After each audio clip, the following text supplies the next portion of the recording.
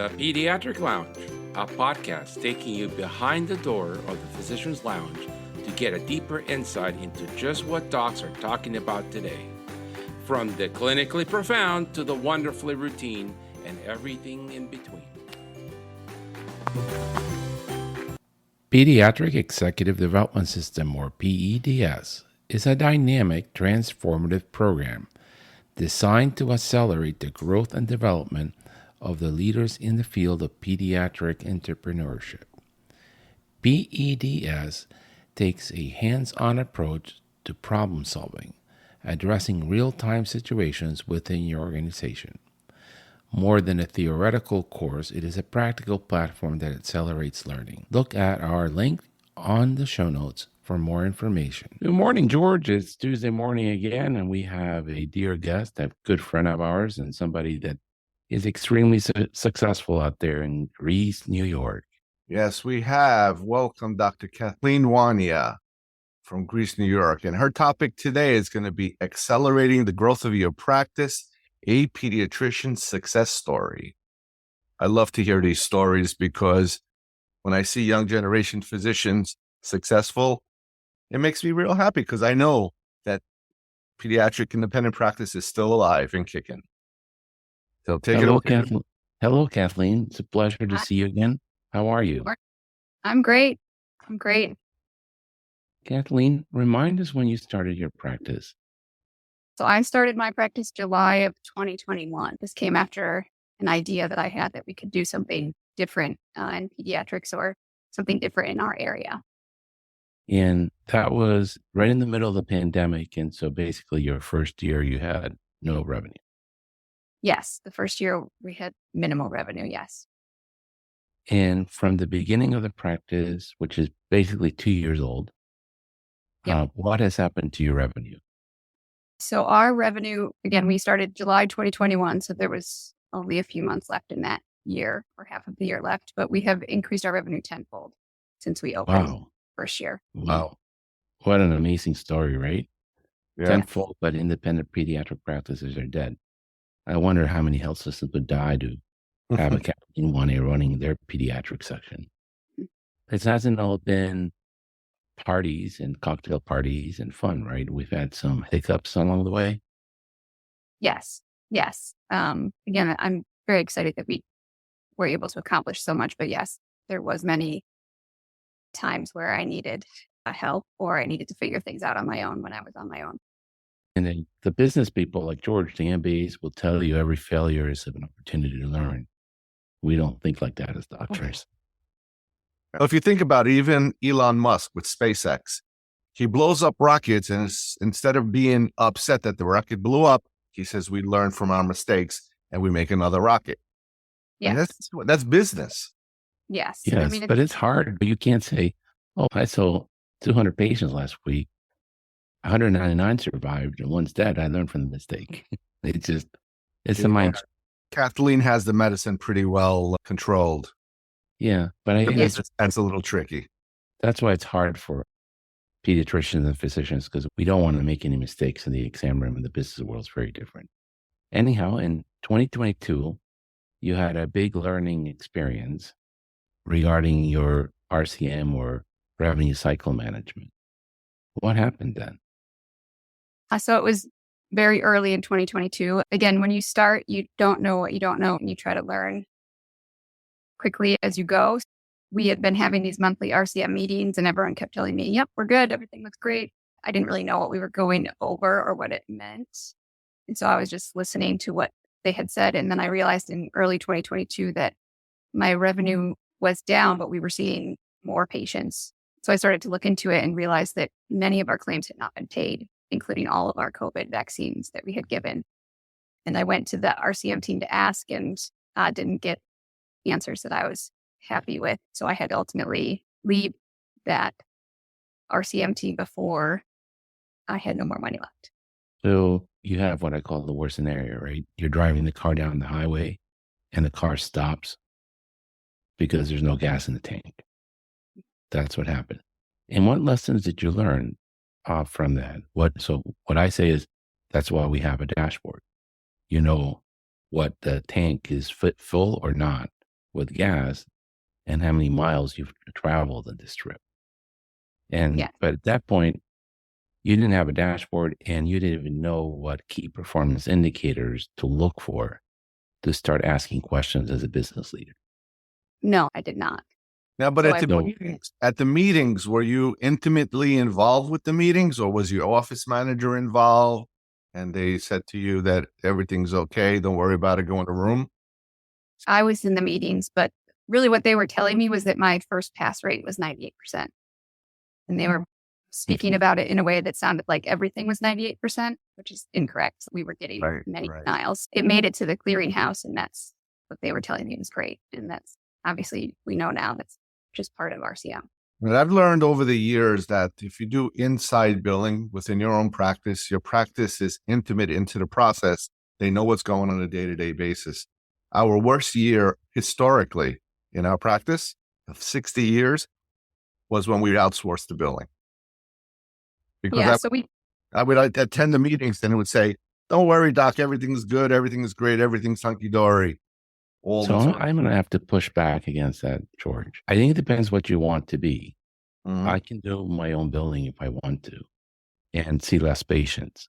So, okay, that's a choice I can make as a solo practitioner. Even if I had a 5-person group, I could do the billing for the group and see less patients. That's a choice we can make as a partnership. I think at the level that Dr. Wania is at, she is, you can call her the CEO, the president, the managing partner of this very fast growing group. She doesn't want to be doing the billing. She wants to know what to look for to know that her team's accountable. Now, you can hire Susan Sirrota to do your billing. She will kick your pants off because they are so good at it. I would put up your practice, Dr. Wania's practice, literally anybody's practice in the country against Dr. Sirrota's billing team. They are a machine that are down to 10 days in AR. Few people can compete with that. And that's outsourcing your billing. But she's got the system that dashboards the people in the process. Now you can replicate that in your office, and that's what Dr. Wania has done. But what she was looking for as the managing partner, the CEO, is to find what does she look at top level to drive her team to success. And she didn't know that when she first started. Does that summarize it, Kathleen? Well, yeah, but I think I had the opportunity because we had this problem, like George said, a problem is an opportunity. We had to take in the billing very quickly ourselves to make sure we did not run out of money. So we did our own billing for 4 to 5 months. So we learned the nitty gritty of what it means to bill. And then we found a company that we felt like could do what we needed. And we came to them with the information of this is what we need from you. And are you going to be able to provide that to us? So I came into hiring a billing company with much more knowledge because we had to do it ourselves for 5 months. Yeah. Yeah. So I think it's like any other question of leadership is knowing what you want to achieve and then driving that through to the process and the right people and success. And if you don't know what you want to achieve, it's difficult to lead a team.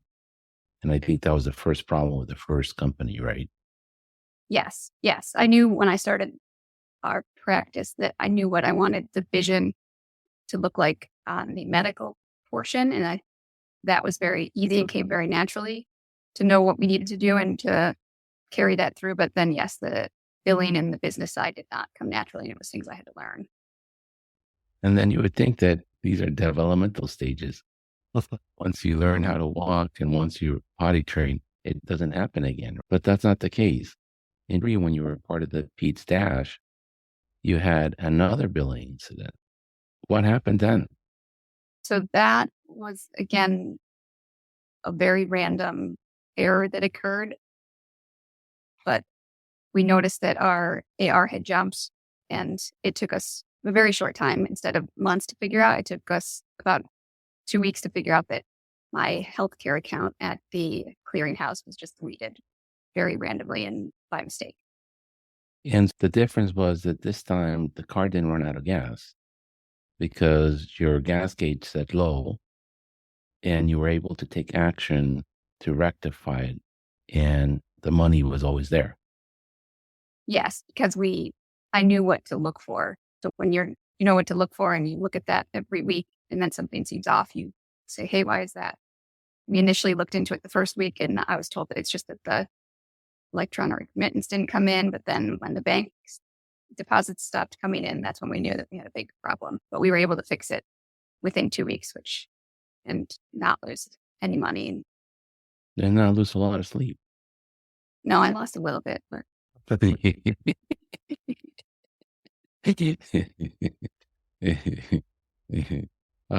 Now, when you were starting out, you did what smart people do.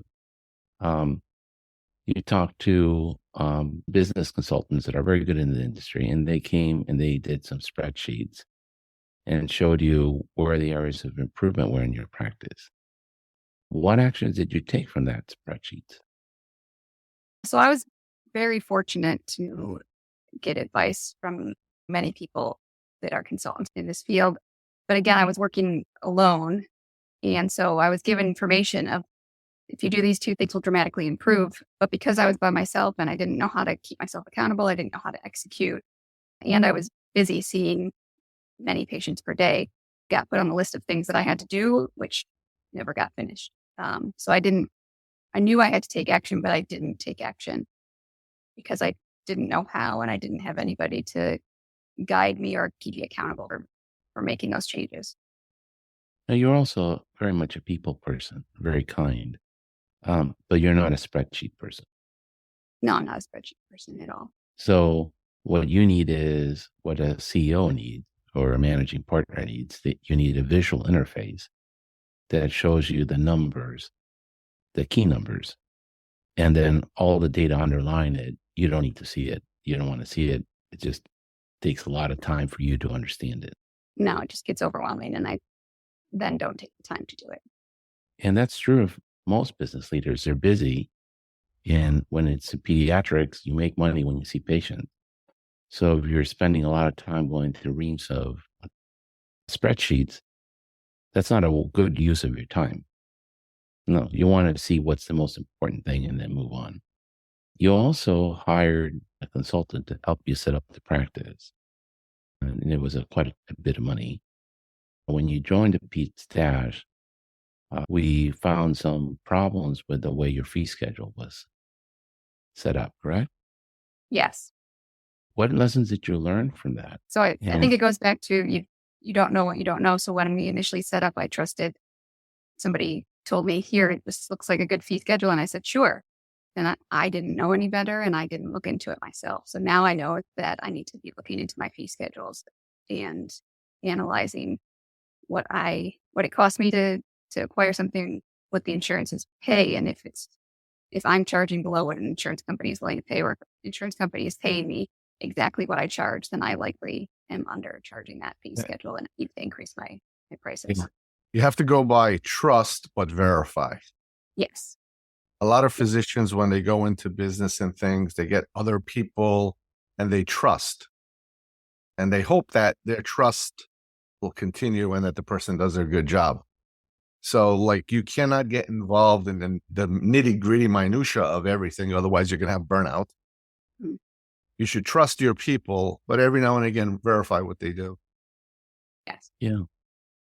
And have systems to verify them, which is what the dashboard does is ask them to verify all this. It's not just me looking at everything one by one. Mm-hmm. Yeah. I think that the job of a consultant is very difficult, but I think if I were to do a consultant, I would set up systems for people to follow more than tell them that here's your fee schedule, because someone starting a practice, what they need is a system. Yeah. How do I come up with a fee schedule? How often do I update my fee schedule?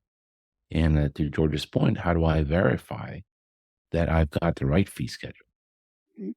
And if you don't put that on a piece of paper for people to implement, I can give you a fee schedule in about 30 seconds. I just use a calculator and put it at X percent of Medicare fee schedule and give it to you, and I'm done. Mm-hmm. And charge you $500 for that. It's totally useless to you, a practice. Yeah, what I've seen with consultants and lawyers and stuff these days is with the advent of technology and stuff, they have their process, their systems, their ideas, they put it down on a piece of paper, and they do copy, cut, and paste. And here, go, read it. Mm-hmm. They'll give you 100 pages to read. Somebody needs to baby steps, because you didn't go into business school, you went into medical school, and you need some of that back and forth, just like you did with questions for the USMLE. Talk it out, but they don't talk it out. They just throw it to you. And it's physicians' human nature to put it on Shrek's to-do list. Yep. Yeah. Never do it. Yep. Yeah. And it's interesting to me. So if you join our mastermind, you would pay for 10 months worth of information what Kathleen paid for this one consultant, right? And you've gotten 10 months working with managing partner CEOs, presidents, whatever, founders, whatever you want to call it, the people that are making the decision in pediatric practices and problem solving.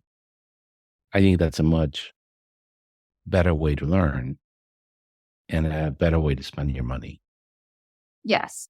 Again, when you're just given information and there's just so much of it that you can't go through it all. There's no process to go through it all. You just trust that it's all okay. Or you just aren't involved and people are doing things for you, sometimes with consultants. And so with the mastermind, that is not at all what the model is. And I think it's so much better because it gives you the ability to, number one, work with other people who are doing the same job that you are, but maybe at a different level or a different time in their life. They have different skills and knowledge to bring to the table.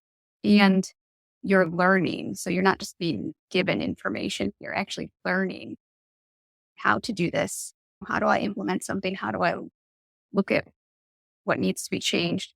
How am I actually going to change that? And I have people that are going to help me and then that are going to keep me accountable to institute those changes and be able to do it on my own. So now I can do things on my own that I would have 2 years ago didn't even know. I didn't even know what they were. Yeah. And it's fun. It's fun. Yeah. Now, there aren't places for consultants, and you hired a consultant to help you become a certified medical home. And that has made a big difference. Why is that important in New York? In New York, if you have a high population of patients with Medicaid, becoming a medical home is very helpful. But to become a medical home, it is mounds and mounds of paperwork and processes that you have to write out and reports that you have to run. And it is not something that I could have done and still seen patients. It's just the time it takes. There's just too much time that it takes. It would take away from the revenue that you would generate by seeing patients. What's interesting with the PCMH consultants, they should be giving you, here's a bunch of pieces of paper, let's submit these paper and let's apply. But since it's medical and it's not business, they have you, the physician, fill out the paperwork. So they just take the paper that you wrote, copy, cut, and paste it, and put it into the portal. So it has to be done by a physician because it's medical. Yes. So it's a more collaborative consultant than a consultant that just gives you information. It's dialogue, but then they do the things that take all the time, writing things up, putting in certain places that all are required to become a medical home. Yeah, very tough. Yeah, they're like doing all the clicking. Yes. And they're like a scribe. You're telling them, this is what I'm doing, this is the plan. And they're putting that all onto paper in the way that it works so you can get certified.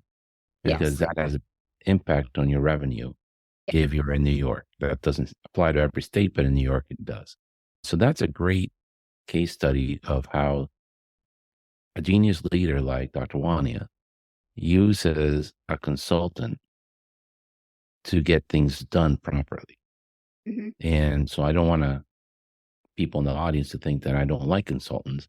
It's that if you're the leader of a group and you hire somebody to be a consultant, is like when you hire an employee, you need to tell them what you want done, what the time frame is, and what you're going to pay, and what you're going to measure to hold them accountable.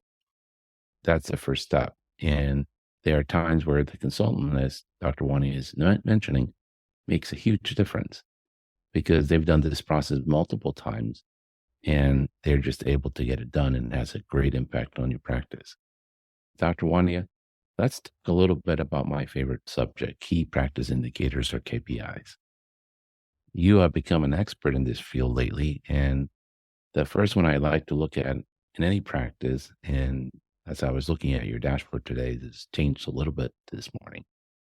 The first one I always look is days in account receivables, or what I call DAR. What's your practice on DAR rate?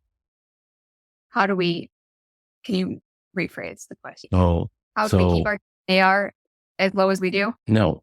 So your days in AR, remember when you first started, they were in your 50s, high 50s. Oh, yeah. Yes. And for people that don't know what days in AR means, that how much time it's taking a business to recover the money that they billed for. Yes. And so when you started, you were in your 50s in the first 2022. Then you've made a lot of improvements. And as of this morning, when I uploaded your data, now you're competing with Susan Sirrota. Now your days in AR are 10. How do you achieve that? What do you do to make that happen with that phenomenal growth that you have?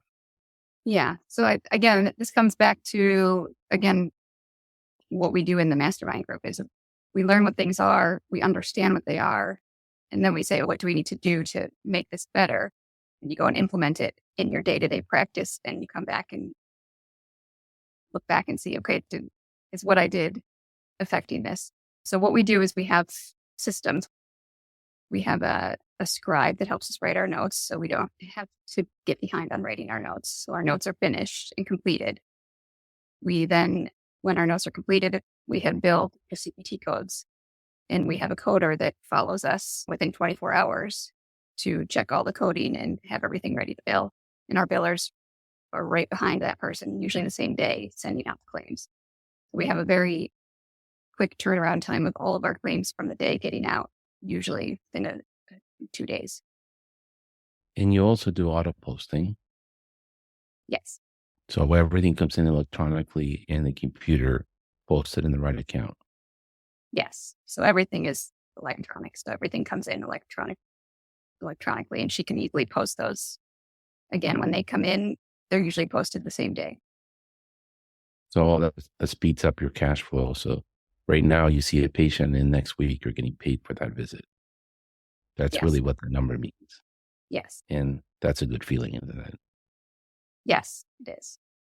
Then the net receivable operation, for those of you who haven't listened to the show before, that is the amount that your practice is actually owed.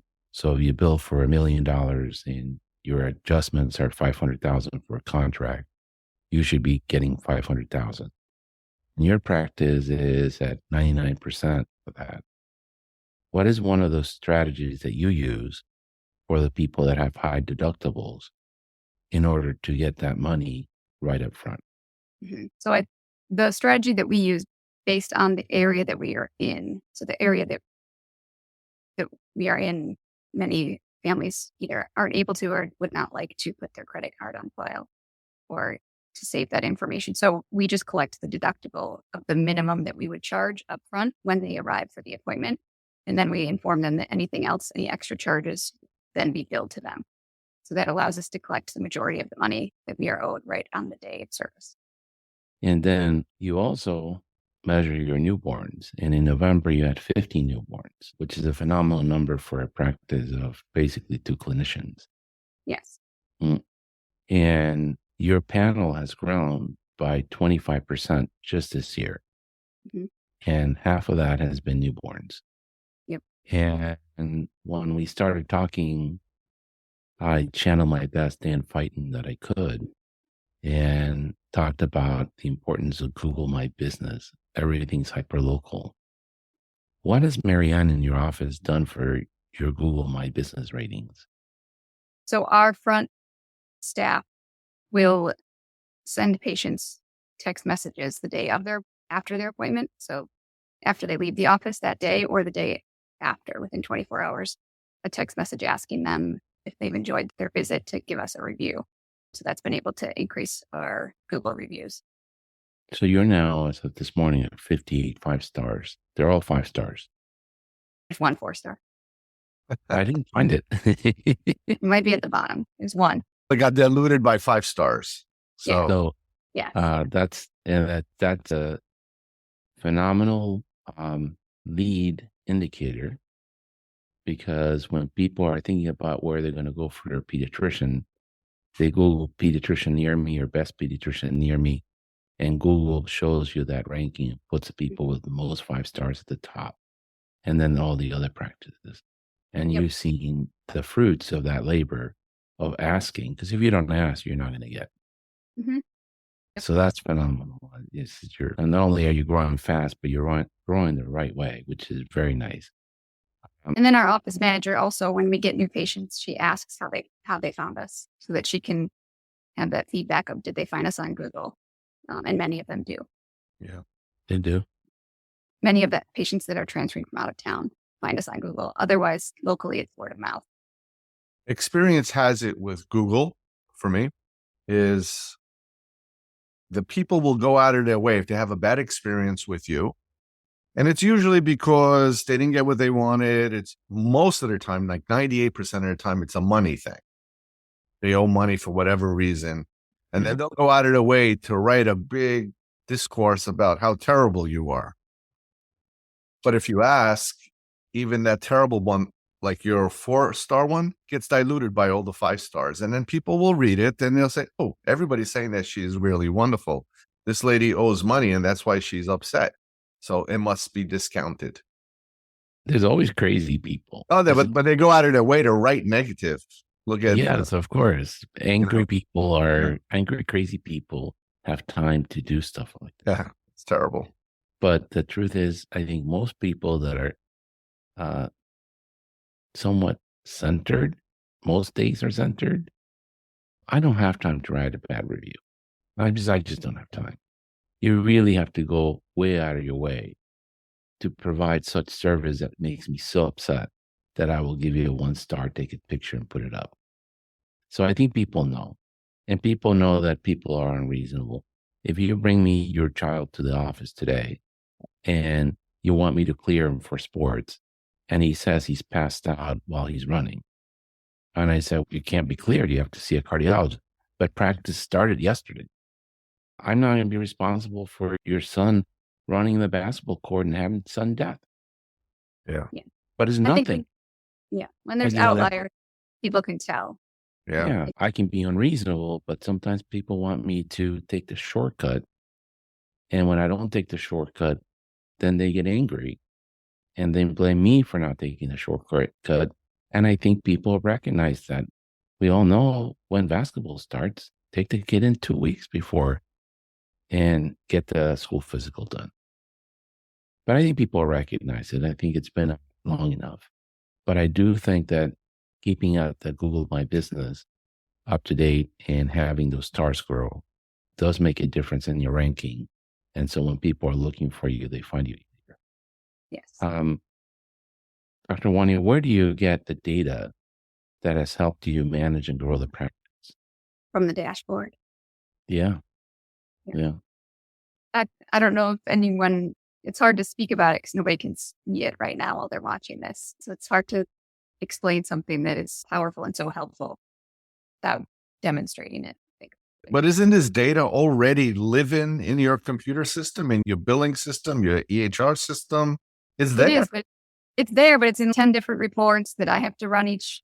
Even if I had my office manager run the reports, I still have to look at these lines and lines of reports 10 different times to get the few answers that I want to see quickly. And this just does it. When you have a system, I don't even run the reports. My office manager runs them. They get put into the dashboard. And then a minute later, we have all of the information that we can talk about in real time without having to go to 10 different spreadsheets to look at them. Pediatric Executive Development System, or PEDS, is a dynamic, transformative program designed to accelerate the growth and development of the leaders in the field of pediatric entrepreneurship. PEDS takes a hands-on approach to problem solving, addressing real-time situations within your organization. More than a theoretical course, it is a practical platform that accelerates learning. Look at our link on the show notes for more information. Yeah, the one thing that I learned when I did my MBA was there was a CEO, I forget who he was. It was a lesson that he would walk around to all the departments every week and just walk into there and say, I need you to tell me, what is it that I need to know that I don't know? Yeah. That was So, enlightening to me. yeah, absolutely. And then this is because I'm a pediatrician, right? So I'm obsessive compulsive. A little. And I'm constantly looking for variance. Anything that doesn't look like it's supposed to look means there's a problem. Mhm. And I tell pediatricians this all the time.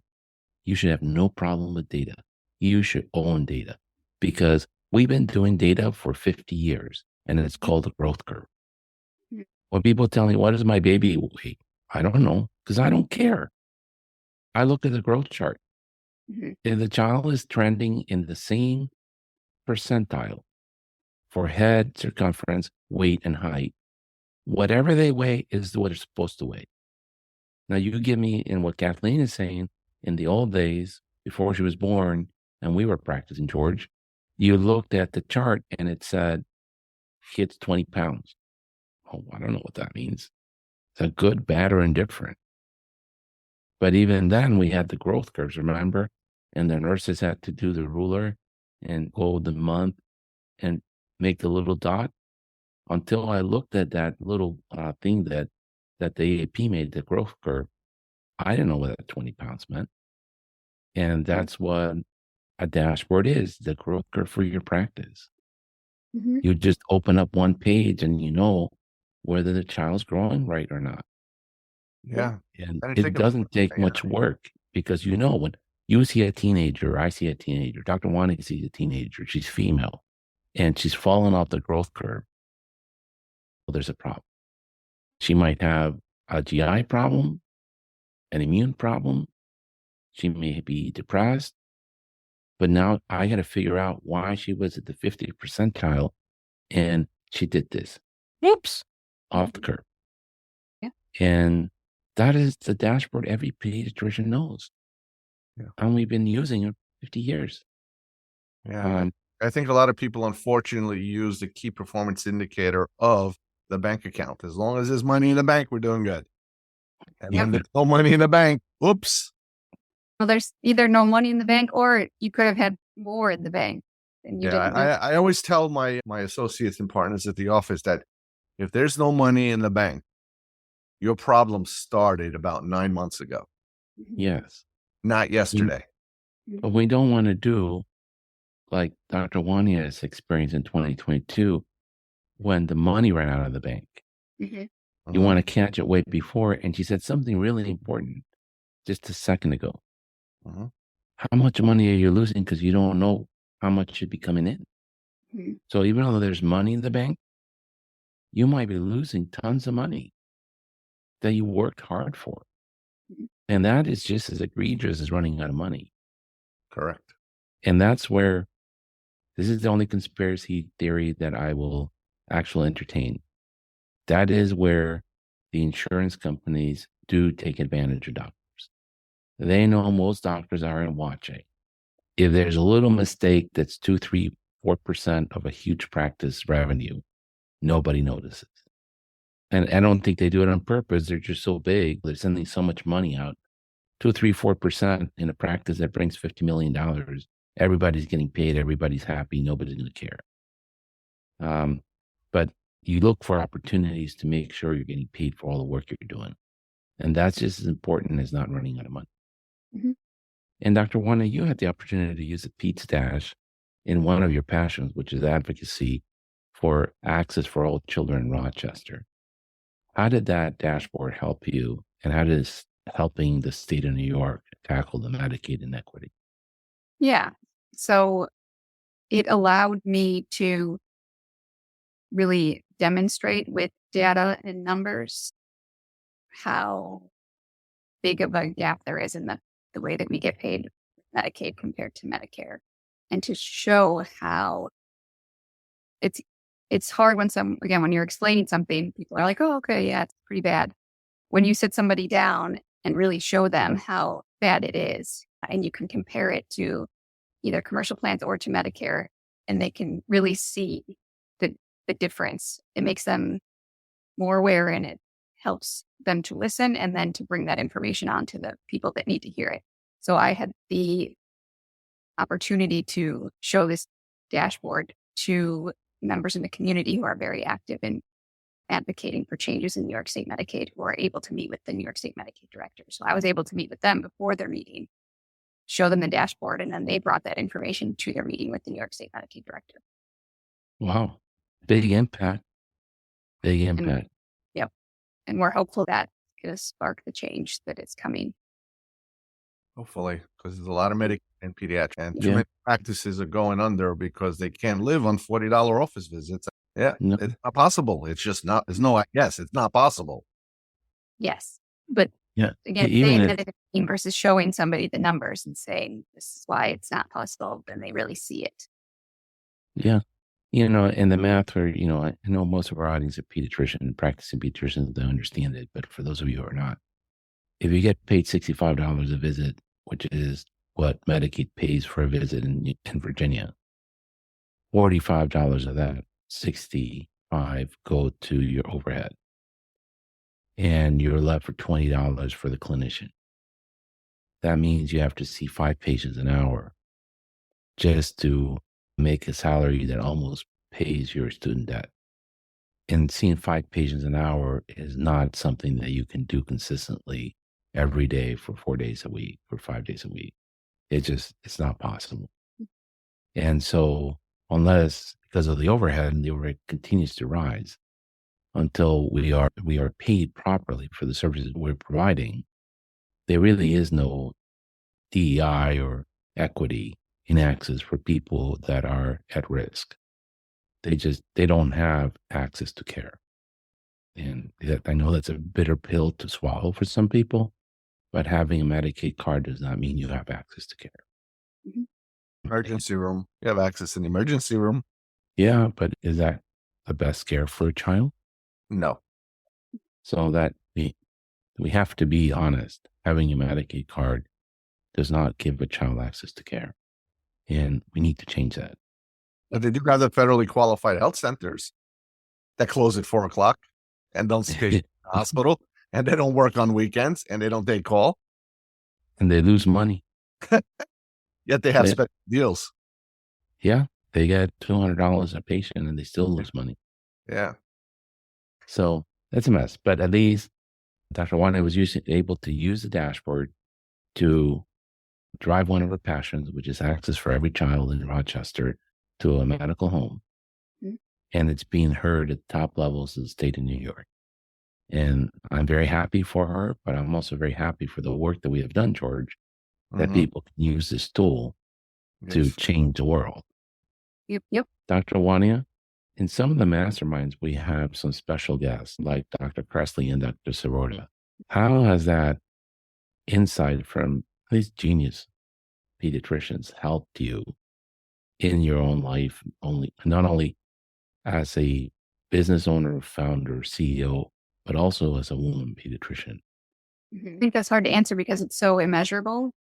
I don't know anywhere else where you would have Susan Sirrota join a Zoom meeting with just a handful of people and give you feedback specifically on how you are running your practice. I mean, to have somebody that is that knowledgeable and that good at what they do, to be able to help you individually as a person is just huge. And then, of course, Dr. Presley is amazing, and I can't wait to see what she's going to be doing next. But it's just, there is nowhere else where that can happen. There's nowhere else where I've experienced that except in this mastermind group. Yeah, it's really neat when they come on board, isn't it? Mhm. Just So watch how they think through the problem and how they see other things that it's staring at the screen and they're like, oh, wait, what's this? Why don't you do this? Mhm. They're amazing. Yeah, it's like meeting your favorite rock star, right? Or Yeah. Swift or something. Yes, but it's not just the lecture that you attend. So I've attended lectures by all of them, A lot of and people. it's not the same. So now I don't just get to hear what they say, but this is like true feedback. So it goes back to that idea of we are really interacting in this mastermind group. It's not just, you're not being talked at, you're really interacting and working as a team and troubleshooting. And that is where you gain knowledge from each other. Yeah. It's hands-on approach. I like what you said. You're not being talked at. You're talking with. And I'm observing this with my medical students. They come to the office, they're examining, they're talking, they're using the computer, they're doing things, they're doing procedures, tests.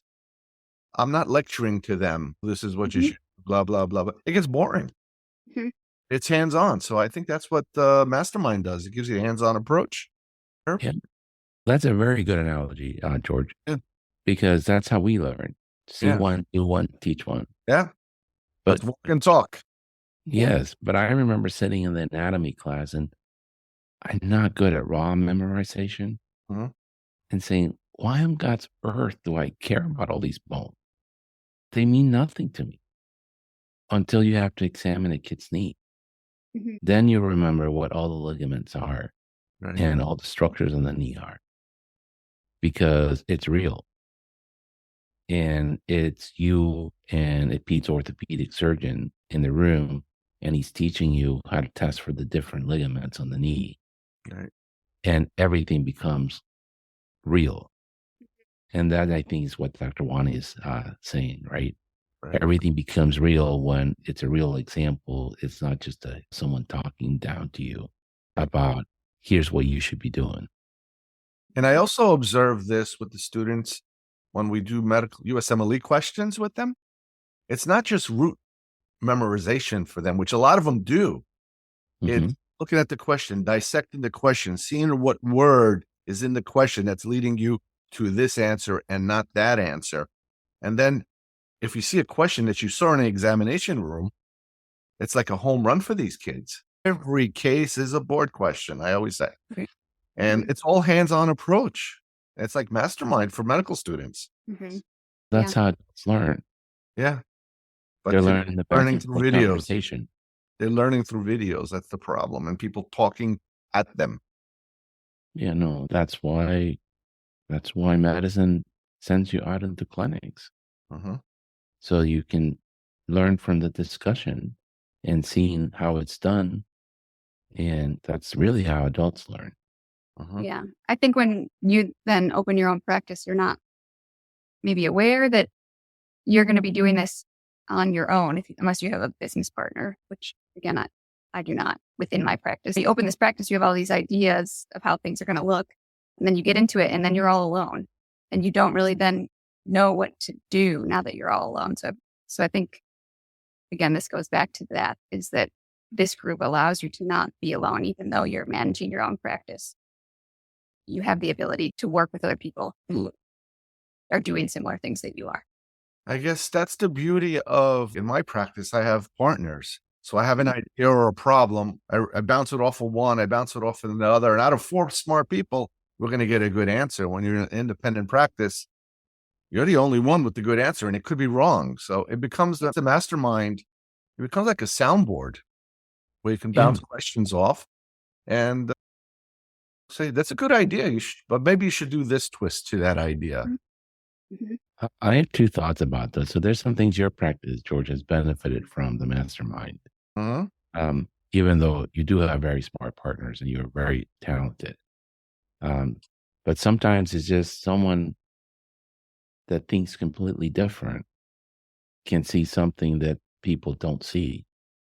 And it's a different perspective. The person's standing in a different point and they can see something different that can be improved. The other thing is, I think the beauty of a mastermind, and Chip talks about this a lot. He says, get out of your office and visit your colleagues Mhm. because you can always learn. Right. This allows you to get out of your office and visit your colleagues without having to do the trip. Yep. And the other thing that I like about the mastermind, because I'm also OCD, is this is like the best of all worlds. You're dating, but you don't have to get married to each other. So there's no commingling of money and arguments. No, this is Dr. Wania's practice. It's her money. She does it as she wants to. She can take my advice or she can ignore my advice. And that's okay because we're not married. And that allows you to have, as you're rapidly growing, allows you to have the partners that RBK has and the deep knowledge base that those people have. without the entanglements of partnership until you find the right person to be a partner. Yeah. And that's very powerful. That's a very powerful thing. Hence, our thing was successful. The culture was established in 58, but we always mentored the next generation. And we're mentoring even now the next generation of physicians. We try to mentor because there's no way, just because you got your MD doesn't mean you know business. I was insulted once by a consultant, and they said to me, "Do you know what MD means? Money dumb."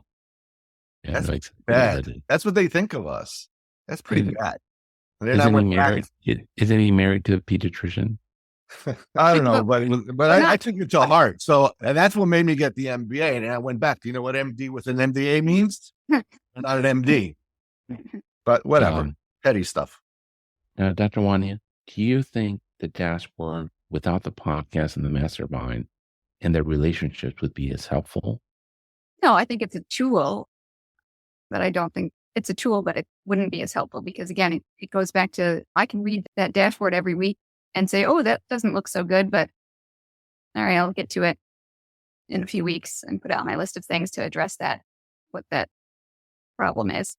And then you get overwhelmed with the week and then you never get to it. So meeting with a group every week, if we see something that is deviating from what it has been on the dashboard, in that time that you've already committed to, we work through what is going on. What do I need to do? You have people to talk to you about what could be the problem and how can I fix it? And then next week, they're going to be asking, how did that go last week? And you're going to be held accountable to report back on it, which it's not like a threatening thing. It's that someone else is going to be waiting to hear what's going on. So it gives you that motivation to act on things immediately. Great. And George, you have been this for a long time, right? With a super group that is hard to change. You call it the Titanic. Why do you find value in the system? After all, you already have an MBA and the experience. Because I'm not the smartest guy in the room. There's always somebody smarter that has a better idea. And the truth of the matter is, as you say, I'm like a grasshopper. I do 15 things at the same time. So I need somebody to pull me in to say, hey, sit down and look at this is a problem. Fix it. And you've used other dashboards, right? What is the magic sauce in this dashboard that's different from the other dashboards you used?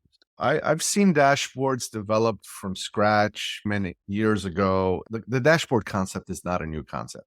It's been around for ages. But I think the development of having everything like your car dashboard there for you to see what's important with the speedometers and the things. And it tells you when you're going to crash and when you're going to have a problem. And it's like sensors in a car. You could drive the car without sensors and maybe you won't crash. But if you're backing up and you're not looking, you're definitely going to crash. I think that helps. And analyzing the information, because dashboards are generally sophisticated spreadsheets, bigger spreadsheets, or more colorful, picturesque spreadsheets. Talking about it, I think, is important.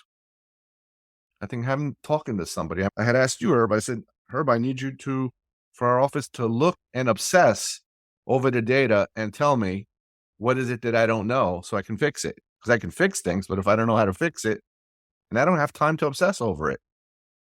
And then even in big established practices, the Mastermind has had some powerful results, right? Correct. There is one practice that has improved their fee-for-service revenue by about 40%, which is a huge win for them. We have a very big practice that went from days in account receivables from 78 to 38, which is a huge improvement. Not 10 yet, but we're on the way there. And then we had another practice who, during the partner buyout, fixed the account receivables and saved about $500,000. And I bet you nobody knew what they didn't know. No, but the information was all there in their system. It was definitely there, but it's all in the system. But no, like Kathleen said, who's going to run the reports? Who's going to look at? Who's going to analyze? Who's going to obsess over these things? Yep. And so it takes two steps. One, presenting the data, obsessing over the data, which is really bringing insights into the data, and then the people that can execute the action step. If all those three don't align, it's a waste of time. Correct. And you have any other thoughts, Dr. Wania? Again, I keep trying to go back to just the value of the dashboard plus the mastermind meeting every week, because without that, I wouldn't be where I am today. I would have been trudging through things still. This has accelerated my growth. Again, I can't even measure how many fold it has accelerated my growth and what I know and what I can accomplish. Whereas it would have been much harder. And I don't even know if I'd be where I'm at right now. Kathleen, before you opened up this practice, you worked for some other practice for many years. I would have thought, did you not learn this stuff in that office? I was not allowed to learn about it. I asked about the business and I was told that wasn't my role. Yeah. Hence, go back into the examining room and do what you do best. See the patients. Yes. Yeah, there should be mentoring and developing the next generation. My previous practice had a different philosophy than your practice. And there's one sole owner and they're in charge of the business and everybody else is patient. I'm not saying that's a good way to be, but people have different ways of being and that's all right. Yep. What else, George? I hope that we can share some information to people, help people, mentor people, guide people, because I think it's the right thing to do. Otherwise, we all become another cog in the machine of the big system or the private equity or whatever they're called these days. And then you get more physician burnout. I need happy people. I think the best thing I've ever heard from a physician was in a private practice, we hired this one physician. She built a huge practice on Long Island. She was bigger than us. And over the years, the next generation didn't come on. Maybe they didn't have the mentoring mentality, the culture. And then they started to get on in age a little bit and computers. So they sold out to a system, right? And she worked for a couple of years and she had ideas and they told her to sit down. It's pediatrics, sit down, we'll take care. And then she left. And she's not ready to retire, really. She's only 67. And I was very touched when we had our holiday party the other day. She came up to me, gave me a huge hug, and said to me, George, I am so happy that you guys hired me. I am so happy at this place because this is the way independent practice should be, like family. Now, I don't think she needed the money really after all these years. So then I think that's why independent practice has to succeed, because we're doctors. We do the right thing all the time and we should be paid for it. And I don't know. And we should enjoy it, like you said. It should be fun. You should go to work to have fun. Yes. So I would say to anybody that's out there, because I know there's many people that have their own independent private practice who are maybe struggling or feeling overwhelmed or feeling burned out or feeling exasperated by something that's going on in your office. I would say reach out. That's what I did. I reached out to George, and this is how I ended up in the mastermind group and using this dashboard. So I think people are afraid to reach out, but just start reaching out. So unfortunately, everybody thinks I did the MD, I went through medical school, I did the biochemistry and all that kind of stuff. Not going to happen. Hard work. Independent practice is hard work. Blood, sweat, and tears. Enjoy it. Enjoy it. I think that's true of any business, right? That's what I said before. It's not like you reach a developmental milestone and that problem doesn't happen again. That's, I think, one of the frustrating things of owning a business, that there's always another problem to solve. And that's never going to end. That's why you own the business. Yep. But if you're employed by a large system, you don't have a seat at the table when you see the problem to get it solved. And that to me is worse. I'll take the aggravation of trying to solve the problem any day over not even being allowed in the room to say, this is a problem and could we do this to fix it? That's to me a lot more painful. I don't have the words to describe how enriching it's been to work with Dr. Wania for the last year, and how proud I am of her success. I think I want to see more pediatricians. I don't care if they're women or men or whatever they are, but that they're growing their practice and taking care of their community and are happy with their practice and they're making money and they're successful. It's just such a joy to see that happen. But I am very proud of you. You did a tremendous job over the last 2 years. Yep, I think Dr. Wania started out as a Padawan, and now she's a Jedi Master. She's a Jedi Master. She's going to be on the council. Dr. Wania, I'm very proud of you. Thank you. Any closing thoughts, Dr. Wania? I just have to say thank you to both of you. Again, I think we make a great team in the Mastermind. I think we all bring something different to the table, which is why it makes it so great. So I just want to thank both of you. Yeah, you're welcome. Thank you. It was our pleasure and our honor to help you. Yeah. Have a good day. Pediatric Executive Development System, or PEDS, is a dynamic, transformative program designed to accelerate the growth and development of the leaders in the field of pediatric entrepreneurship. PEDS takes a hands-on approach to problem solving, addressing real-time situations within your organization. More than a theoretical course, it is a practical platform that accelerates learning. Look at our link on the show notes for more information. Thank you for listening. This has been a production of the Pediatric Lounge. On the show notes, you will find links to our co-host and other important notes, as well as a timetable of the topics discussed today. Don't forget to follow us on social media and subscribe to wherever you listen to your podcast. Leave us a great review, as it helps us greatly. In the meantime, we will see you next week. The Pediatric Lounge. The conversations are not intended as medical advice, and the opinions expressed are solely those of the host and the guest.